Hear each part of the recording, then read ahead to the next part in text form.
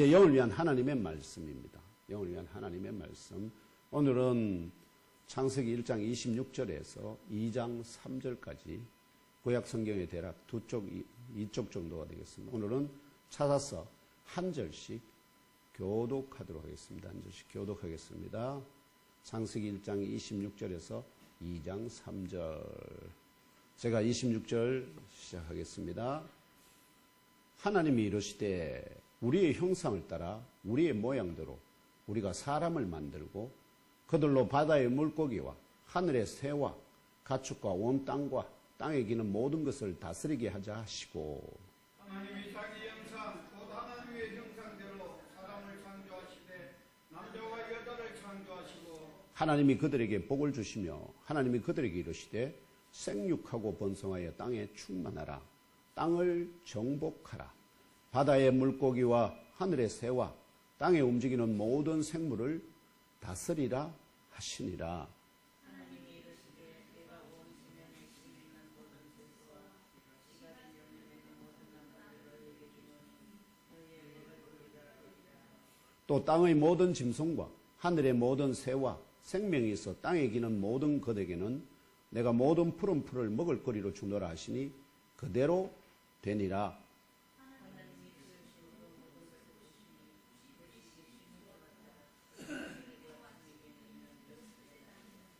천지와 만물이 다 이루어지니라. 하나님 맡으시니 그가 하시던 모든 일을 그치고 일곱째 날에 안식하시니. 함께 합독하겠습니다. 시작. 하나님이 그 일곱째 날을 복되게 하사 거룩하게 하셨으니 이는 하나님이 그 창조하시며 만드시던 모든 일을 마치시고 그날에 안식하셨음이니라. 아멘. 이 본문의 말씀을 중심으로 안식일, 곧 우주 만물을 창조하신 삼위일체 하나님을 기념하라라는 제목으로 주 하나님의 말씀을 상고하고자 합니다. 성도님들 한번 따라해 주실래요? 안식일, 우주 만물을 창조하신 삼위일체 하나님을 기념하라. 우주 만물을 창조하신 삼위일체 하나님을 기념하라. 네, 안식이라는 의미, 안식일을 하나님께서 특별히 복되고 거룩하게 하셨는데 그것이 바로 우주 만물을 창조하신 삼위일체 하나님을 기억하고 기념하라 하는 그런 의미를 담고 있습니다. 오늘 지난주에 말씀을 설교를 하다가 시간이 좀 늦었어요. 다 못한 뒷부분을 조금 마무리하고 이 안식에 대한 문제로 넘어가고자 합니다. 형제자매 여러분 모두 지난 한 주간도 강건하신 가운데 평안하게 잘 보내시기를 기원합니다. 아멘. 지난주 수요일과 일요일에 부산의 어느 안과병원에서, 왜냐하면 유명한 안과병원인데 이름을 이야기하면 또 광고하는 것처럼 들려서 그냥 어느 안과병원인 부산입니다. 백내장 수술을 받은 장광숙 권사님이 수술 후에 하루가 경과한 후 눈을 보호하기 위해 덮었던 안대를 벗겨내고 나서 한말 가운데 두 가지 정도가 이제 특이했는데요. 모든 것이 너무 선명해서 우리 집에 이제 계속해서 저보고 어둡다고 등을 좀 밝게 해달라고 했는데, 그래서 등을 이제 밝게 해놨는데 그래도 좀 마음에 안 들었는데 이번에 눈가 안과 수술을 하고 나니까 너무 밝다고 그러니까 이제 밝기를 이제 제대로 인식하기 시작했다는 거 하나 하고, 그 다음에 자기 가방이 있는데 그동안 가방색이 그 색인 줄 몰랐다는 거예요. 들고 다니는 가방. 그래서 이제 눈이 나쁘니까 우선 뭐를 구분을 못하냐, 밝은지 어두운지 구분을 잘 못하고 또 색깔 구분을 잘 못한다 하는, 그러니까 정확한 실상을 잘 파악하는데 어려움이 있다. 그래서 이것처럼 육신의 눈이 나쁘면 제대로 보지 못하게 되고 구별을 못하게 되고, 그리고 되면 잘못 선택해요. 실패로 귀결될 수 있듯이 영적인 눈이 나빠도 동일한 악순환을 반복하게 됩니다. 사람은 영적인 존재입니다. 그 영적인 눈이 잘못되면은 어떻게요? 그냥 겉으로 보이는 것에만 집중하게 됩니다. 예문교회를 통하여 형제자매 여러분이 듣게 되는 하나님의 말씀은 우리의 육신의 눈보다는 영적인 눈을 좋게 만드시기, 즉 회복시키기 위하여 최고의 의사이신 삼위일체 하나님께서 우리의 각자에게 주시는 처방전과 같다 할 수 있습니다. 이 처방전을 그대로 듣고 순종하여 따름으로 영적인 눈이 더욱 선명하게 밝아져 이전에 흐릿하고 또 애매하게 인식했던 영적인 진리를 더욱 분명하게 보시는 아브라함과 사라 같은 믿음의 여인들이 다 되시기를 축복합니다. 아멘. 근데 제일 어리석은 사람은 뭘까요? 실컷 가서 비싼 돈을 들여가지고 장광수 권사님 처방전 수술을 다 받고 이제 이걸 잘 그대로 그거 하기 위해서 제대로 이제 작동하도록 만들기 위해서 처방전을 주거든요.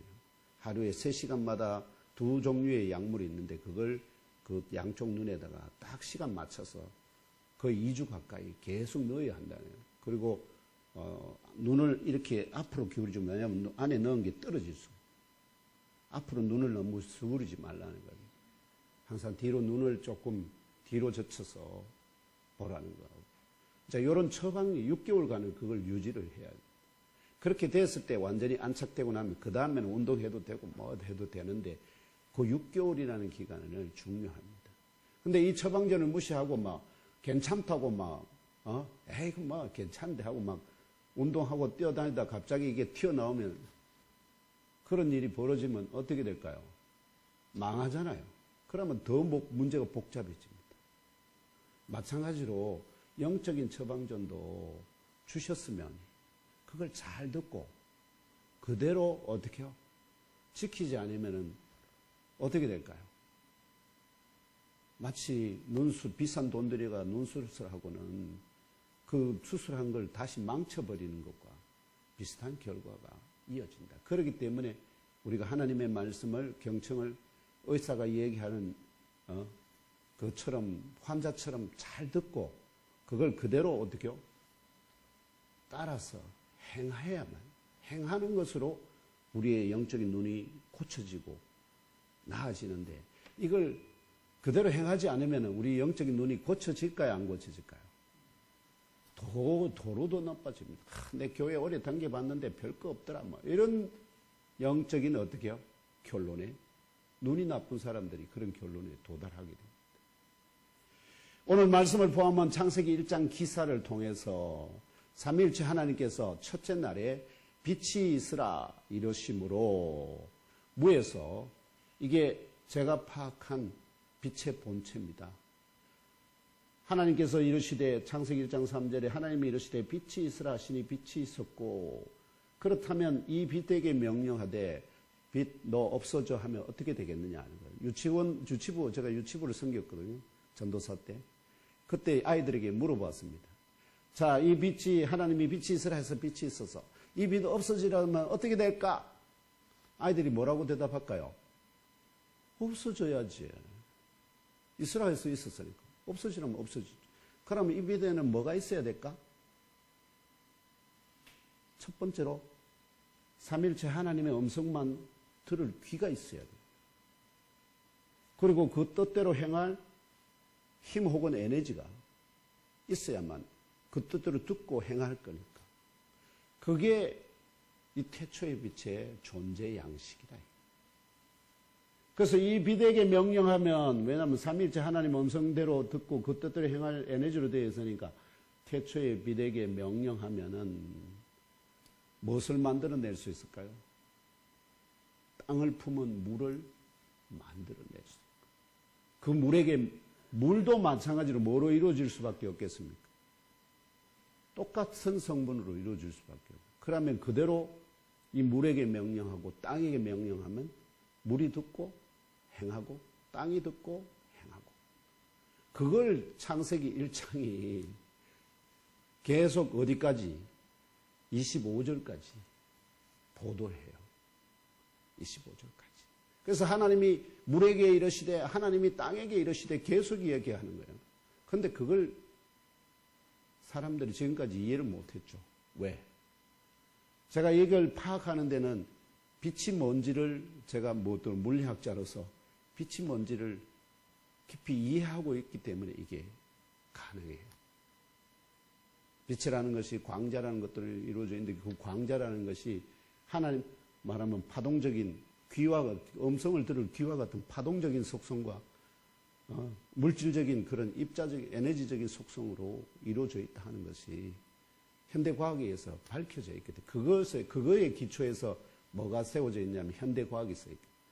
상대성 이론과 양자역학 이 모든 것이 바로 여기에 이 존재에 기초를 두고 있거든.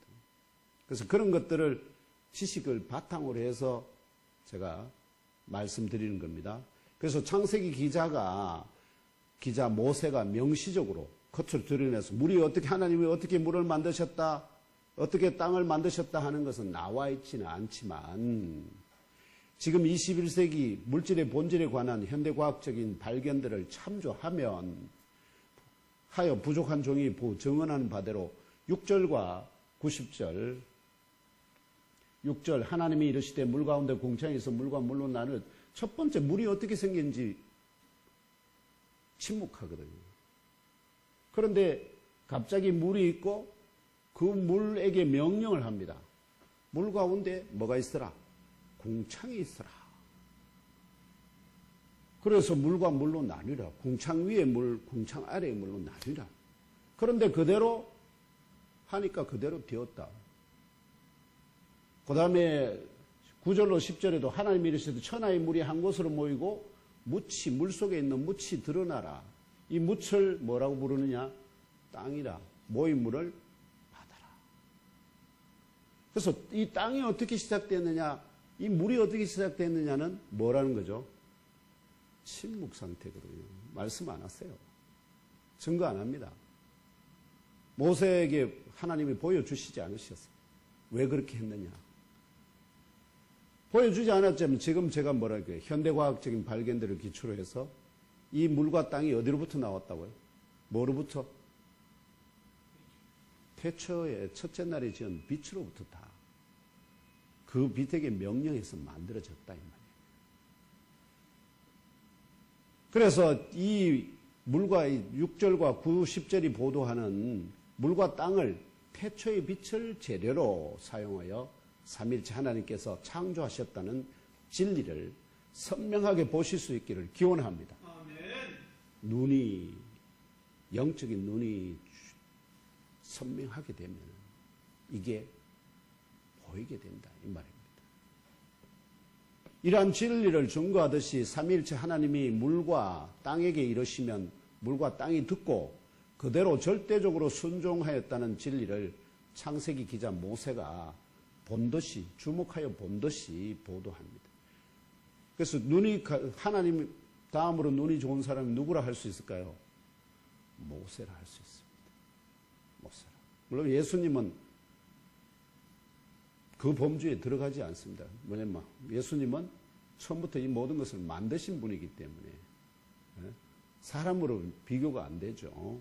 이렇게 물과 땅이 듣고 절대적으로 순종하는 이유는 태초의 빛이 불가분의 두 요소 앞에 말씀드렸죠. 두 요소 그 삼일체 하나님의 음성만을 들을 귀와 그 뜻대로 행할 에너지를 더 이상 단위로 하는, 더 이상 나눌 수 없는 한 원소로 하는 특별한 존재. 이게 지금은 뭐로 밝혀져 있냐면 이게 광자입니다.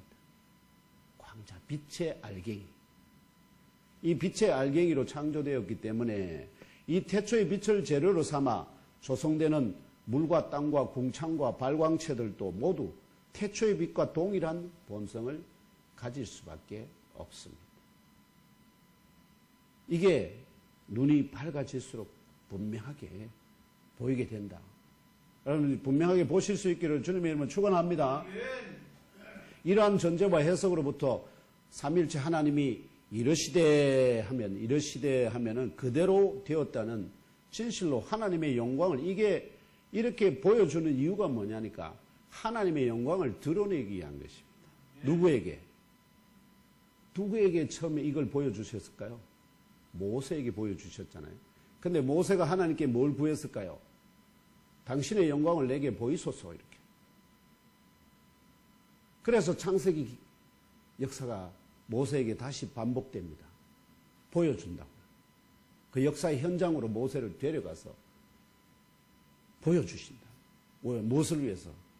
당신이 얼마나 대단한 존재인지 그 영광을 보여주기 위해서. 이게 창세기가 기록되는 이유입니다. 무엇을 보여주기 위해서요? 하나님의 영광. 내가 하나님이 얼마나 대단하신 분인지, 어떤 분인지, 그리고 그 말씀을 약속을 하시면 어떻게 하신다? 반드시 지키신다. 절대로 시건하시는 분이 아니다 하는 것을 모세에게 확신을 주기 위해서 이 창세기의 모든 역사를 보여줍니다. 이러한 창조의 원리를 따라 삼위일체 하나님께서 땅에게 이루셔서 각종 풀과 각종 씨가지 열매 맺는 나무뿐만 아니라 땅이 각종 생물도 모두 더 자라야 할 새끼가 아닙니다. 계란이 아닙니다. 뭐부터? 닭부터. 완전히 다 자란 각종 생물들을 땅으로 만들게 하셨다고 증언하기 때문에 삼위일체 하나님이 이루시는 음성을 믿지 아니하는 사람들의 눈에는 그런 사람들은 뭐만 쳐다보고 있을까요? 물과 땅만 쳐다보고 있으면은 물과 땅이 바다 생물들과 식물들과 육지 생물들을 만드는 것으로 보여요. 이것이 21세기 오늘 식물학자들과 생물학자들이 주장하는 바 모든 생물이 자연적으로 발생했다는 자연 발생설의 배경입니다. 왜냐하면 하나님께서 친히 만드신 게 아니라 누구에게 명령한다고요? 물에게 명령한다고요. 그리고 땅에게 명령하니까 물이 만들고 땅이 만든다니까요. 그럼 하나님의 그 명령을 무시하고 땅만 쳐다보고 물만 쳐다보면 물에서 뭐가 일어나죠? 바다 생물들이 생겨나고 새끼부터 생겨나지 않습니다. 성체가 바로 생겨납니다. 처음에는 그렇게 생겨났어요. 사람도 나중에 처음으로 만들어질 때는 성인으로 바로 만들어지거든요. 아이로 만들어서 자라게 하는 게 아니라. 그러므로 결론적으로 이들의 주장이 틀렸다고 반박하는 사람도 반박하는 것이 옳을까요? 틀릴까요? 생물이 땅이 만들었다 또는 물이 만들었다 할 때 틀렸나요? 틀렸다고 반박하는 사람도 제대로 된 창조의 진리를 알지 못하는 사람들입니다. 왜냐하니까 하나님께서 물에게 명령하셔서 물이 만들었고 땅에게 명령하셔서 땅이 만들었기 때문에 하나님 명령을 딱 무시하면 물과 땅만 쳐다보면 뭐가 나오죠? 식물과 생물이 다 나와요. 그러면 자연 발생이죠. 근데 그렇게 물과 땅이 그렇게 하도록 누가 명령하셨다고? 하나님이 그렇게 명령하셨다는 것을 하나님 말씀을 믿지 않으니까 성경이 가르치는 것과 자연과학자들이, 생물학자들, 식물학자들이 파악하는 결론이 다르다는 거예요. 문제는 이들이 삼위일체 하나님이 겉으로는 자연 발생적으로 보이는 생명 현상이 사실임에도 그 이전에 이런 생명 현상을 일으키도록 땅과 물에게 이르시는 삼위일체 하나님의 소리를 듣지 못할 뿐만 아니라 듣기도 싫어하는 데 있습니다. 그렇게 결국은 하나님과 사귀어 알게 되면 눈이 좋아지면 어떻게 된다고요? 이거는 겉으로 드러나는 현상일 뿐이고 그 본질은 누가 하나님이 이르셔서 명령하셔서 하나님이 다 만드신 것이구나 하는 결론에 도달한다 이 말이에요.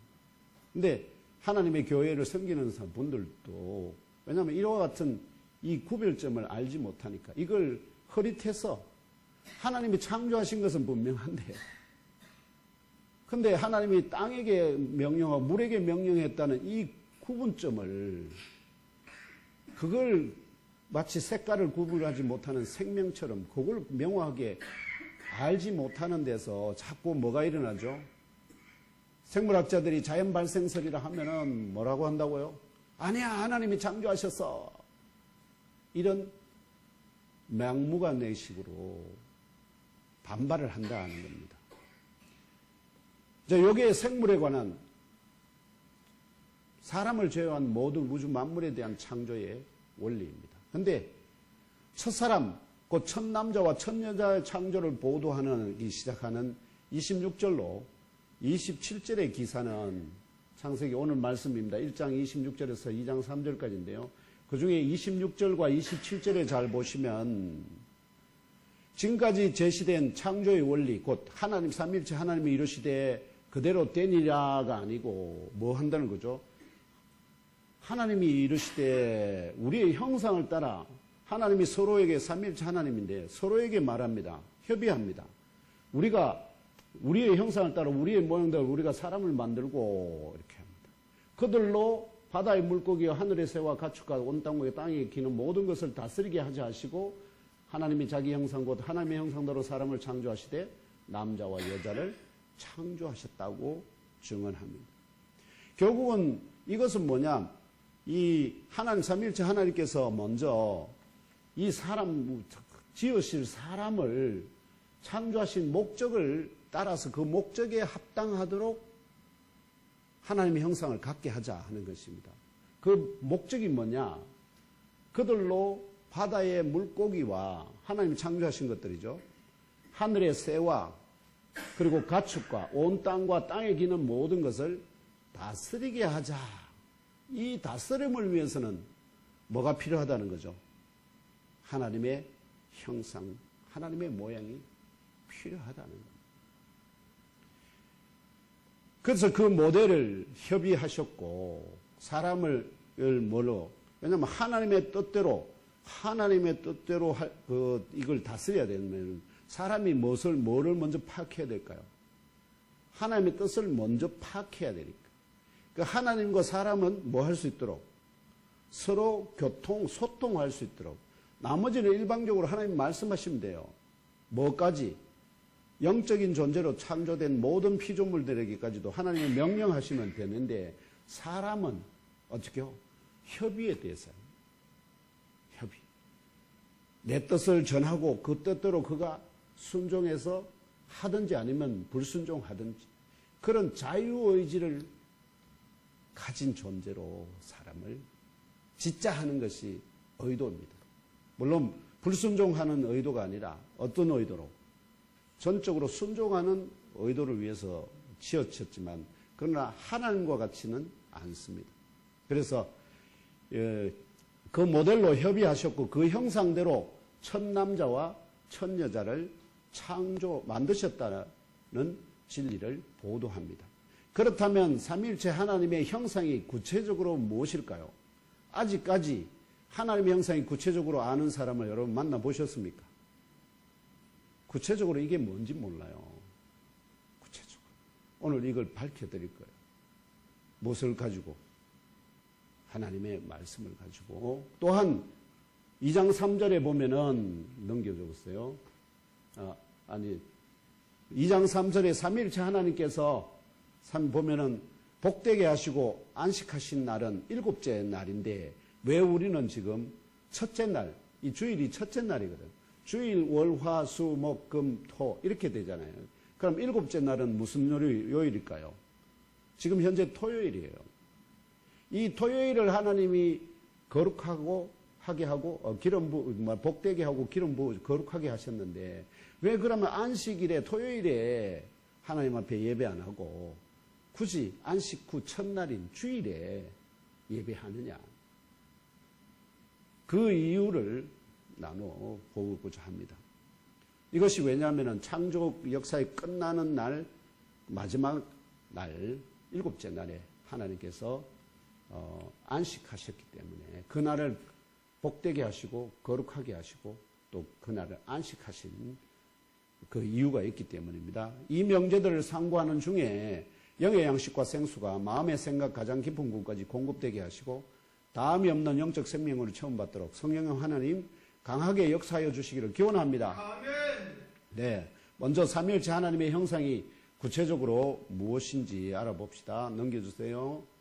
네, 첫사람 창조의 더 자세한 과정은 지난주에 말씀드렸다시피 창세기 2장 7절과 21절, 22절이 계시합니다. 함께 연이어 읽으며 알아봅시다. 시작.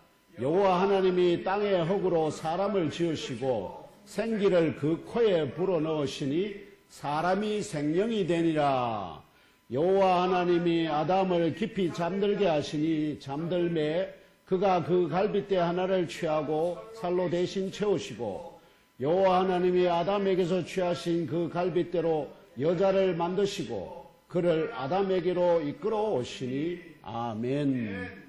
여기 뒤에 본문을 가지고 이렇게 말씀드릴 수 있습니다.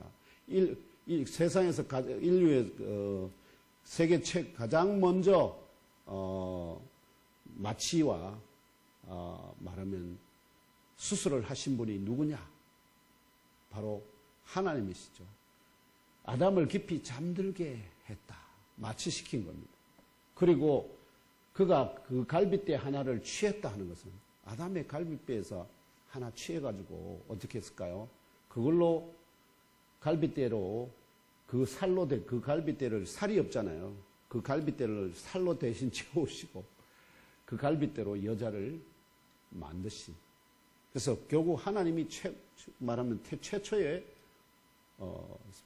마취과 의사이시고 또 말하면은 갈빗배를 드러내는 정형외과죠. 정형외과 수술을 집도하신 분이다. 이렇게 말씀드릴 수가 있습니다. 그러니까 모든 의학적인 것도 기원이 어디로 하나님에게로 다 돌아간다 할 수 있습니다. 이 기사로부터 여호와 삼위일체 하나님이 땅으로 사람을 지으셔 땅의 흙으로, 그죠? 땅이 아니라 땅의 흙입니다. 땅의 흙으로 사람을 지으셨다는 것과 그 사람의 코에 살아나게 하는 숨, 여기는 생기라고 되어 있는데요. 원래 뭐 원어로 정확히 분석하면 이러면 살아나게 하는 숨, 호흡, 바람 이런 뜻입니다. 이해되십니까? 지금 사람을 흙으로 지었는데 이게 아직 살아있는 존재가 아니었습니다. 그 지어진 사람의 코에다가 뭐를 불어넣는다고요? 살아나게 하는 숨 혹은 호흡, 바람을 훅 하고 불어넣으심으로 첫사람이 살아있는 존재가 되었다는 진리를 읽을 수 있습니다. 이 첫사람을 삼위일체 하나님이 뭐라고 부르냐면 아담이라. 여기 보면 밑에 여호와 하나님이 아담을 깊이 잠들게 아담이라 부르십니다. 또한 삼위일체 하나님이 아담으로부터 취하신 하나님의 갈빗대에 취하신 하나의 갈빗대에 살로 대신 채우셔서 여자 청여자를 지으셨다는 것과 여기 지금 보면은 뭐가 빠져 있습니까? 생기를 그 코에 풀어넣는 과정이 빠져 있잖아요. 빠져 있지만 이것만 다 똑같이 뭐 했다고요? 하나님이 생기를 그 코에 불어넣으시니 첫 여자도 뭐가 되었다고요? 생명이 되었다 할 때는 저 생명이라는 말은 살아있는 영이 아니고 살아 움직이는 존재 이렇게 살아 움직이는 존재가 되니라 또는 살아 숨쉬는 존재가 되니라 이런 뜻입니다. 이런 사람 창조의 진리를 종합하면은 첫째 두 가지 정도를 여러분 말씀드리는데 첫째는 뭐냐? 여호와 삼위일체 하나님이 첫사람 아담을 땅의 흙으로 지으셨다는 기사 또는 첫 여자 하와를 아담으로부터 취한 하나의 갈빗대로 때에 살로 대신 채우셔서 지으셨다는 기사는 모두 사람의 몸의 본질이 뭐라는 거죠? 뼈도 역시 본질이 뭐였습니까? 땅의 흙이잖아요. 그 뼈에 그러니까 한번 정비된 거지만 순화된 것이지만 그럼에도 불구하고 아담의 갈빗대도 여전히 땅의 흙이 본질입니다.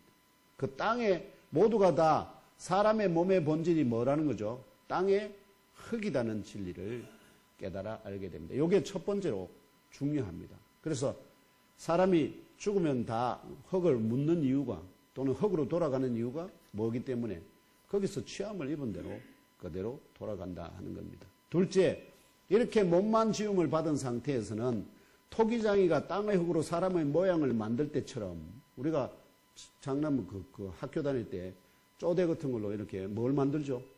여러 가지 인형 같은 거 만들잖아요. 사람 형상 같은 동물 형상 같은 거 만들잖아요. 그럴 때처럼 만들었지만 그게 생명이 있나 없나요? 생명이 호흡이 없습니다. 그런데 그런 만들 때처럼 살아있는 존재가 아니었습니다. 살아있는 존재가 아니었어요.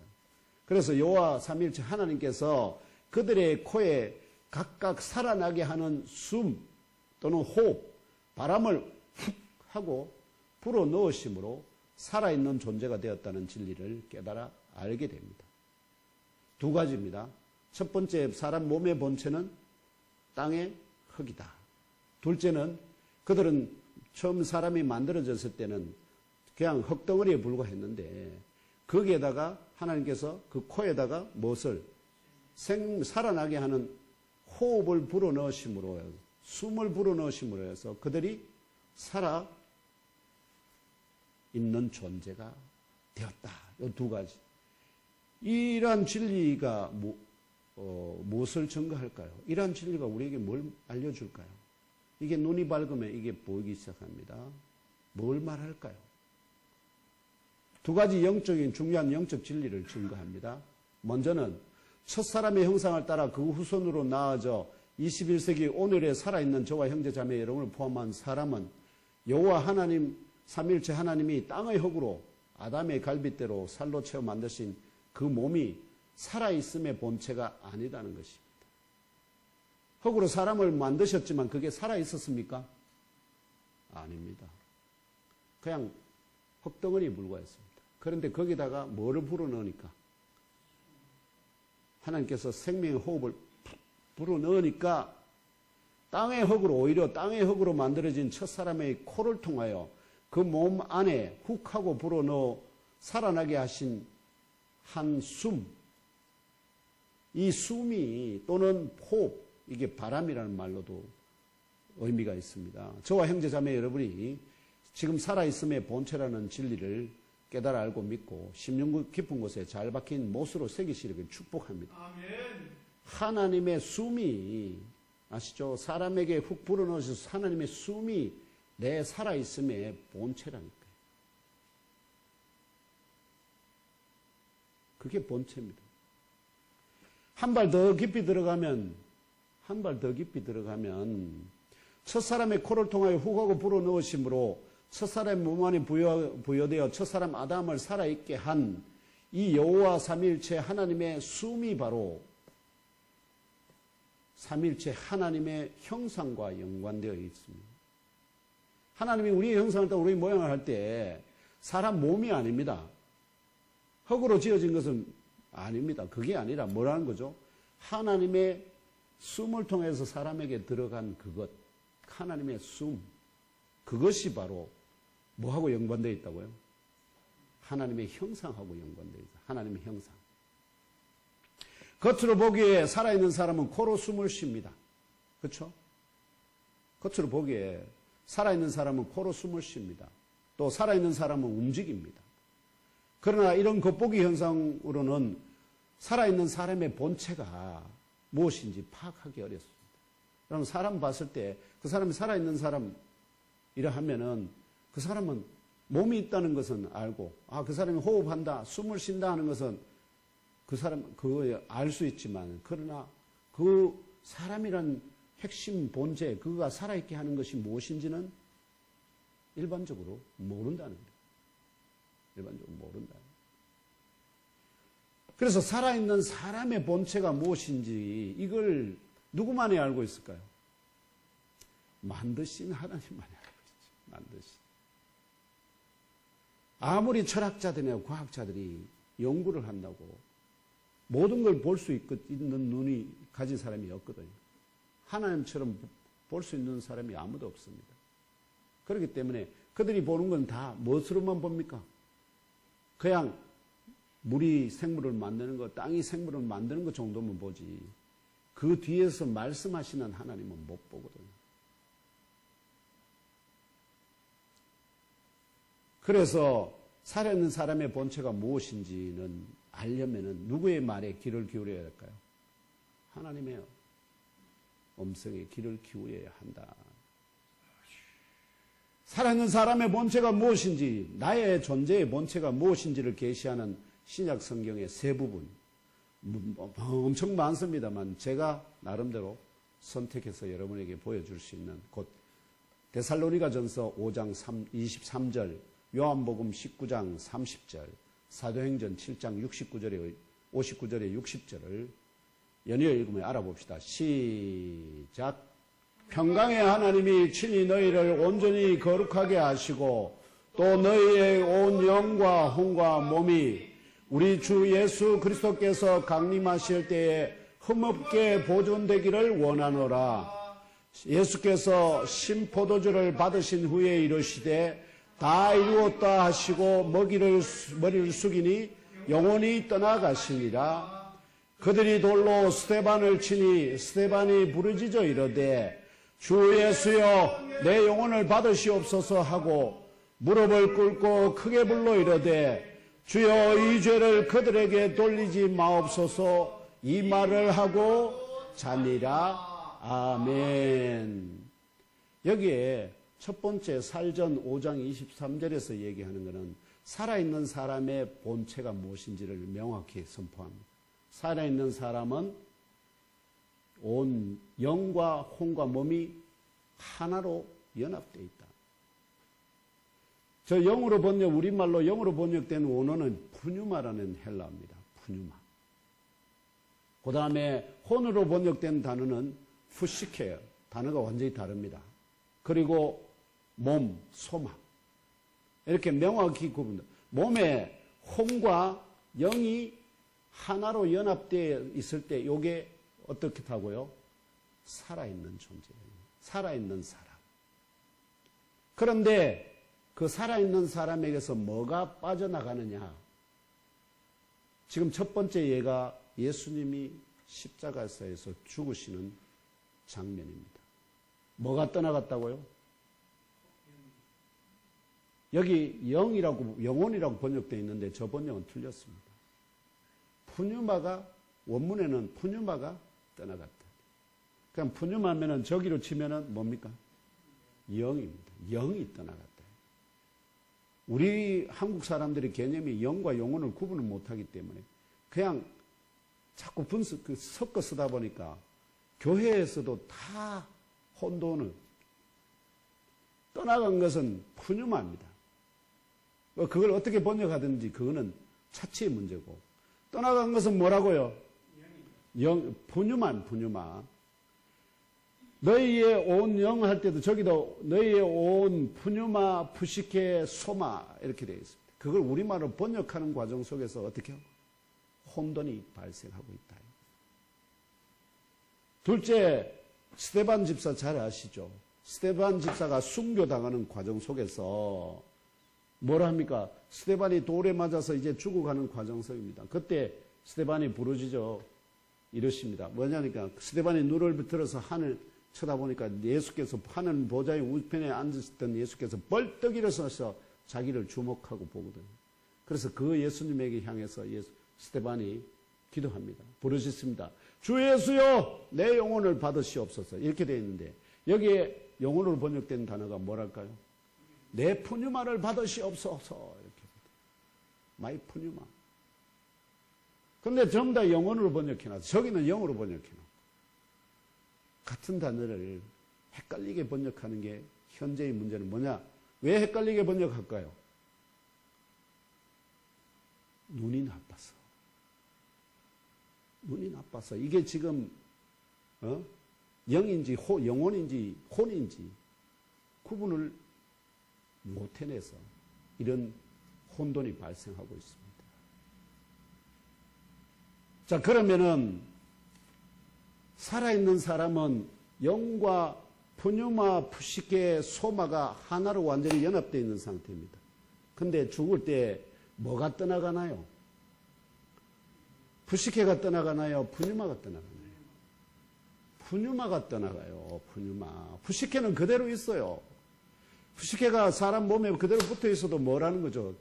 그건 죽은 시체라는 거예요. 그러면 하나님이 처음 창조하실 때 흙덩어리에다가 뭐를 불어넣어서 살아있게 하셨습니까? 생명의 호흡이잖아요. 호흡, 숨. 그럼 하나님이 불어넣으신 그 숨이 멈춘다는 그 숨을 통해서 하나님이 불어넣으신 건 결국 뭘까요? 영을 불어넣으셨다는 거잖아요. 영. 이 영이 결국은 뭐라는 거죠? 바로 하나님이 말씀하시는 하나님의 형상의 본체입니다. 하나님이 자신과 꼭 닮은 하나님의 영이시거든요.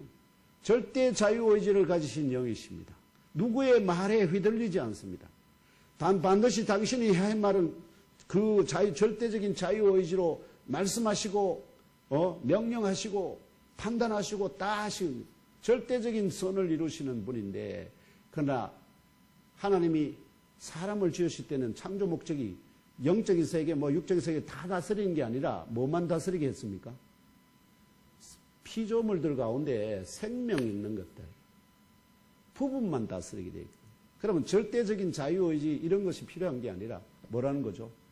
하나님의 그 형상, 절대 자유의지를 모방한 모형적인 자유의지를 가진 영을 지으셔가지고 그 영을 사람 안에 부여해서 사람을 만들자, 이런 의미입니다. 이해되시나요? 우리의 형상을 따라, 우리의 형상을 따라 우리의 모양대로 사람을 만들자.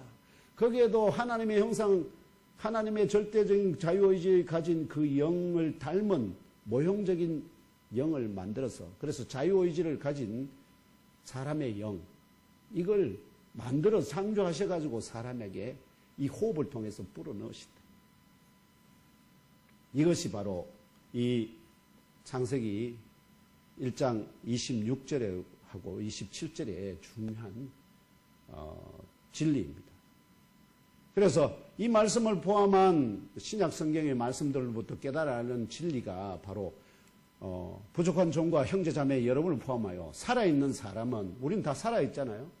살아있는 사람은 푸뉴마와 푸시크와 소마가 온전히 하나로 연합되어 있는 존재이며, 십자가 위에 매달리신 나사렛 예수처럼 집단적으로 던진 유대인들의 돌에 맞아 순교당하고 있는 중인 스데반 집사처럼 푸시케가 아니라 푸니머가 그 몸으로부터 떠나가면 죽은 사람, 곧 시체가 된다는 진리입니다.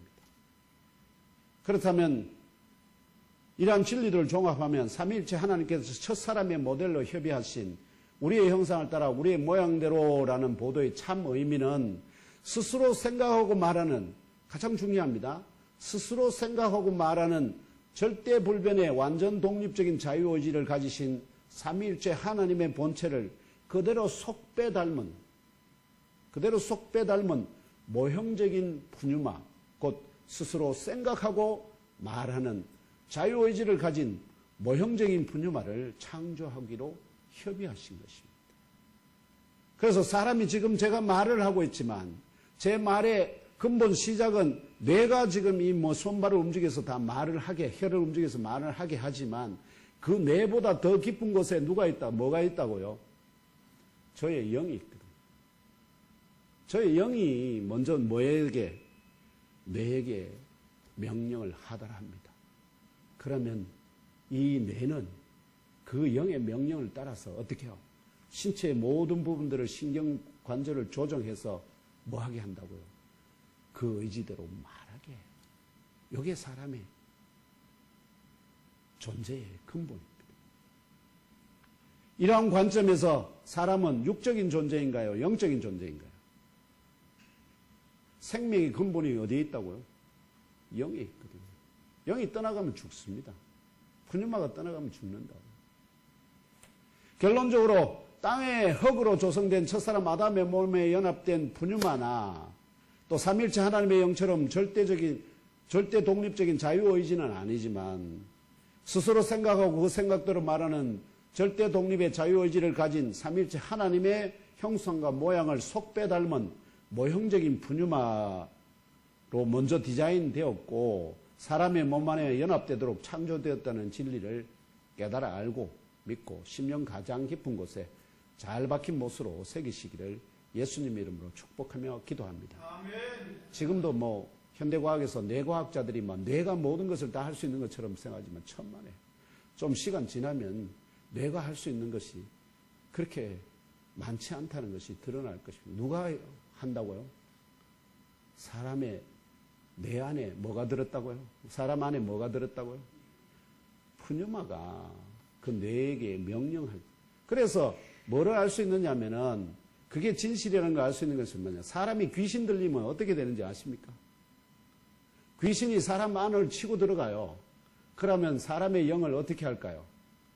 완전히 사로잡아요. 그래서 사람의 영을 꼼짝 못하고 그 귀신이 누구에게? 귀신이 뭐에게? 너에게 이상한 명령을 주면 어떻게 할까요? 그래서 미쳐서 발광하는 거 아닙니까? 온갖 더러운 말을 그냥 그 사람이 원래 그런 사람이 아닌데 귀신 들리면 어떻게 된다고요? 그 뇌에게 이런 명령을 줘서 말할 수 없는 희한한 말들 욕을 하게 만든다. 그래서 그 귀신이 더럽고 악한 귀신들이거든요.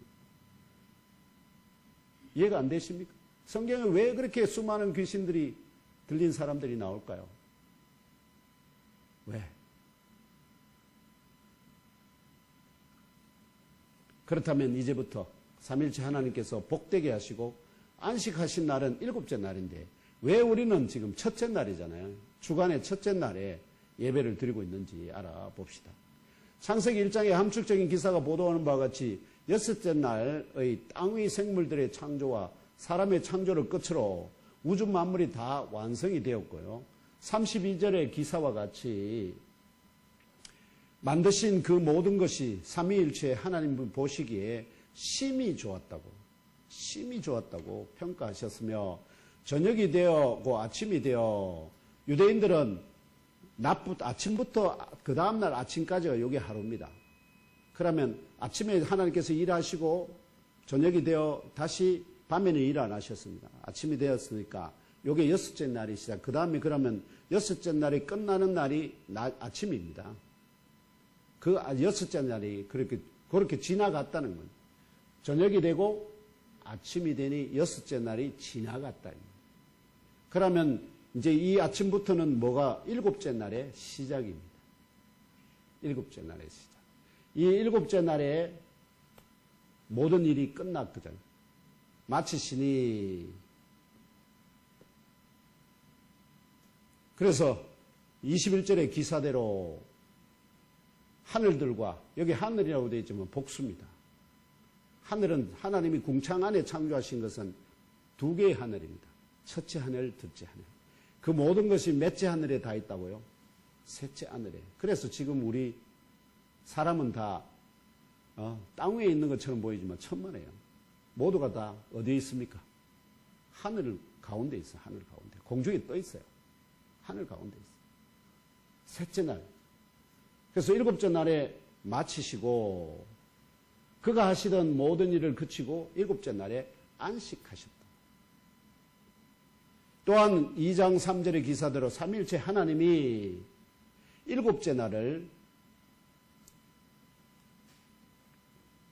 곧 지금의 토요일입니다. 주일, 월, 화, 수, 목, 금, 토 하면 끝인 날이 일곱째 날이 토요일이거든요. 이 토요일을 복되게 하사 거룩하게 하셨습니다. 그 이유는 삼위일체 하나님이 그 창조하시며 만드시던 모든 역사를 마치시고 그날에 안식하셨기 때문이라고 보도합니다. 이만큼 창조의 역사를 이 안식일을 지킨다는 것은 곧 뭐라는 거죠? 우주 만물을 창조하신 삼위일체 하나님을 어떻게 해요? 기억하는 겁니다. 우리가 뭔가를 지킨다는 것은 그 날을 지키게 하신 어떤 의미가 있잖아요. 안식일을 지킨다는 것은 우리 하나님께서 삼위일체 하나님께서 우리가 보고 있는 우주 만물을 다 우리를 다 창조하셨다 하는 그것을 기억하게 하기 위한 것이었습니다. 그래서 이 일곱째 날을 안식일이라 부릅니다. 이를 증거하는 출애굽기 20장 8절에서 11절을 함께 읽으며 알아봅시다. 20장 시작. 안식일을 기억하여 거룩하게 지키라. 여섯 동안은 힘써 내 모든 일을 행할 것이나 일곱째 날은 내 하나님 여호와의 안식일인즉 너나 내 아들이나 내 딸들이나 내 남종이나 내 여종이나 내 가축이나 내 무만하는 객이라도 아무 일도 하지 말라. 이는 여섯 동안에 나 여호와가 하늘과 땅과 바다와 그 가운데 모든 것을 만들고 일곱째 날에 쉬었습니다. 그러므로 나 여호와가 안식일을 복되게 하여 그날을 거룩하게 하였느니라. 아멘.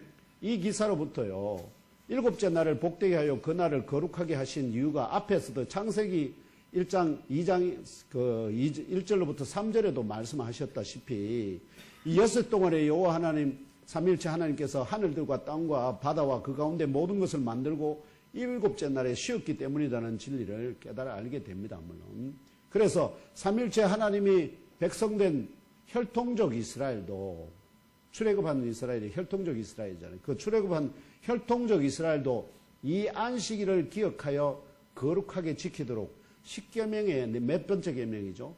네 번째 계명으로 세우셨다. 그만큼 뭐라는 거죠? 하나님이 이 우주 만물을 창조하신 것이 그만큼 어떻게요? 반드시 우리가 기억하고 하나님을 영광 돌려야 될 그런 중요한 사건이다. 십계명으로 아예 세우셨습니다. 이 안식일을.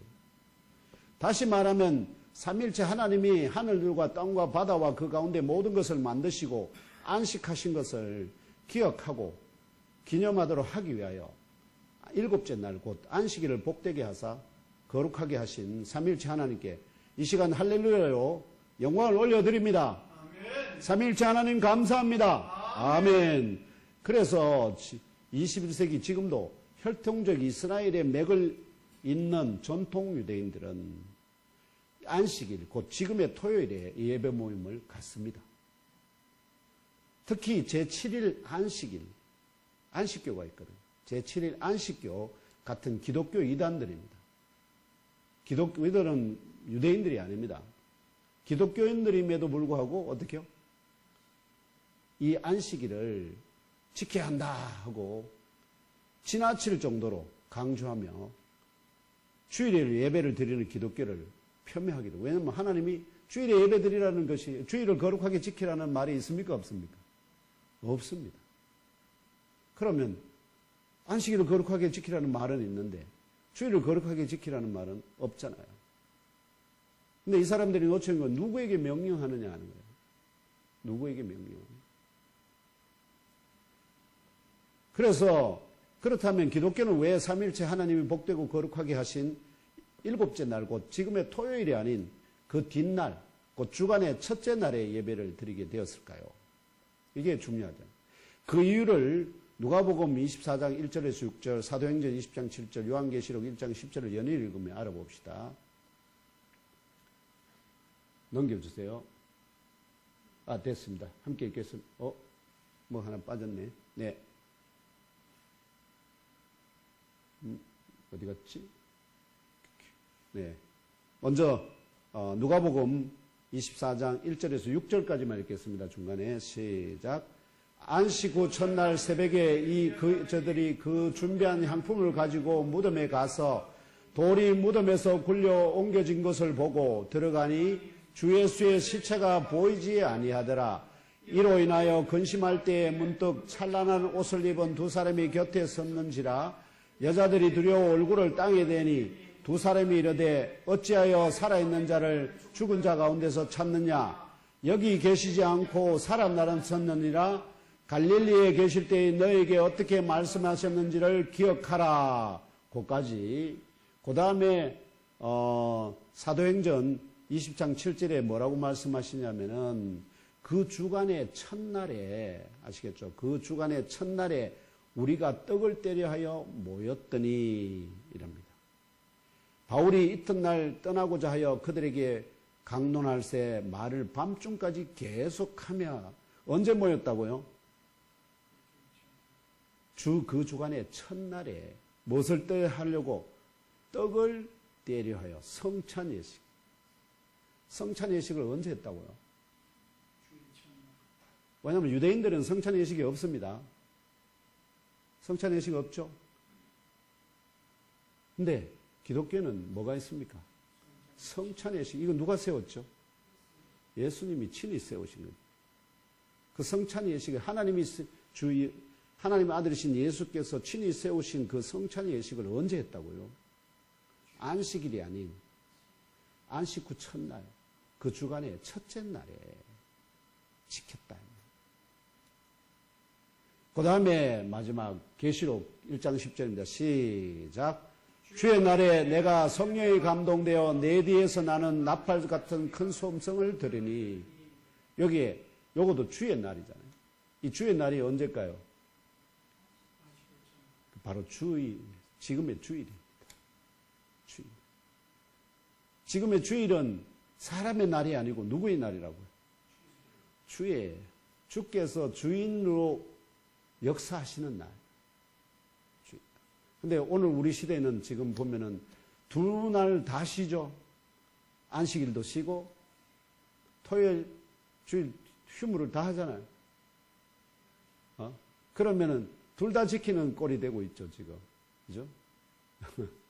그런 걸 고려해서 한 건 아니지만 현재 실상이 그렇다는 겁니다. 이 말씀들을 종합하면요.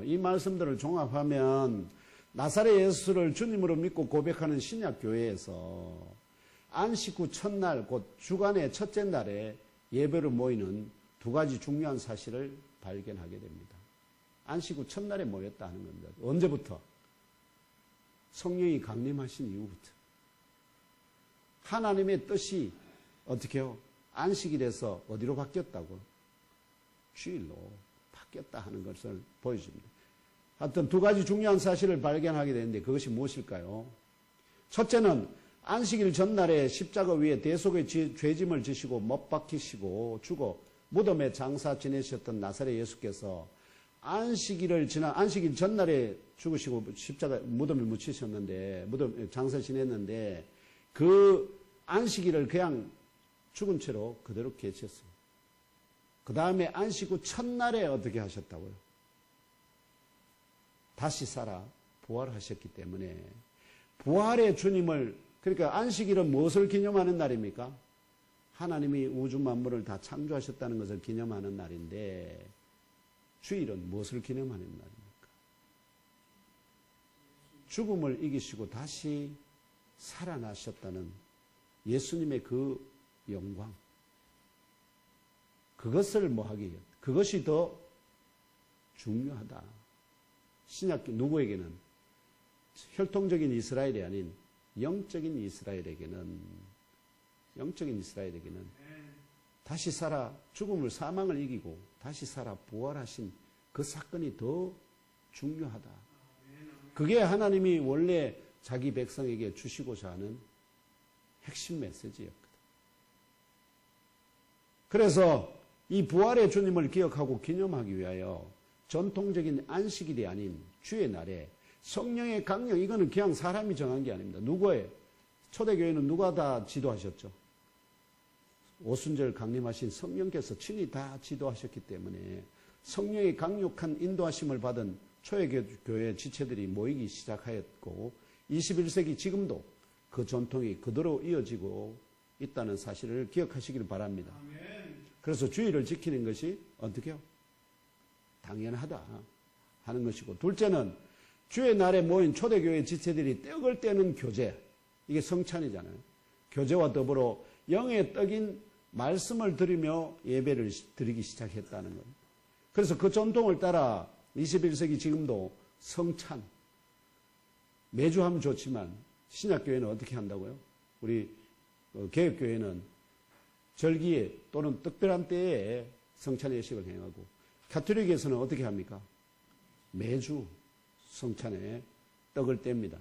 그리고 성찬의 떡과 더불어서 말씀의 떡을 나누는 예배를 드리고 난 후에 식사교제를 나누고 있습니다.